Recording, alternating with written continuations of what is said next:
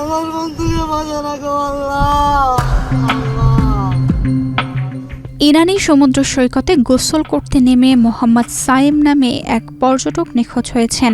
তাকে উদ্ধারে tourist police, fire service, সৈকত কর্মী ও স্থানীয়রা যৌথভাবে উদ্ধার অভিযান চালাচ্ছেন। পাশাপাশি ডুবুরি দলকেও খবর দেওয়া হয়েছে। ২৭ জন শনিবার উখিয়ায় ইরানি নৌবাহিনী জেটিঘাটের দক্ষিণ পাশে এমন ঘটনা ঘটে।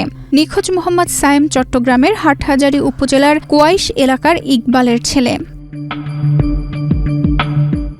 উখিয়া উপজেলা নির্বাহী কর্মকর্তা পান্না আক্তার জানান, সায়েম তার বন্ধু আরমানকে নিয়ে সমুদ্রে গোসল করতে নামেন। গোসলের এক পর্যায়ে তিনি সাগরের পানিতে তলিয়ে যান। এ সময় বন্ধু আরমান তাকে উদ্ধারের চেষ্টা করলেও ব্যর্থ হয়। পরে তার চিৎকারে আশেপাশের লোকজন ছুটে আসে। নৌকাসহ বিভিন্ন উপায়ে উদ্ধার অভিযান শুরু হয়। তিনি আরও জানান, সর্বশেষ খবর পাওয়া পর্যন্ত সায়েমকে উদ্ধার করা সম্ভব হয়নি। তাকে উদ্ধারে টুরিস্ট পুলিশ, ফায়ার সার্ভিস ও সৈকত কর্মীরা কাজ করছেন। ডুবুরি দলকে অবহিত করা হয়েছে এবং নিখোঁজের পরিবারের সদস্যদের বিষয়টি জানানো হয়েছে।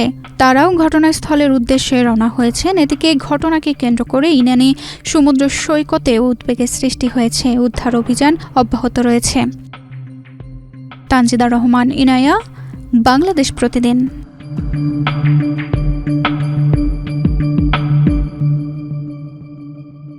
ঘন ধান পুষ্প ভরা আমাদেরই বসুন্ধরা। স্যার, আমাদের খেলার মাঠের দেয়াল ভাঙতে এসেছে।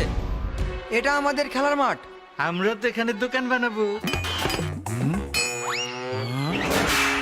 কেমন দেয়াল? দেশের ১ নম্বর সিমেন্ট বসুন্ধরা সিমেন্টে তৈরি। দেশের ১ নম্বর সিমেন্ট বসুন্ধরা সিমেন্ট, প্রজন্মের বন্ধন।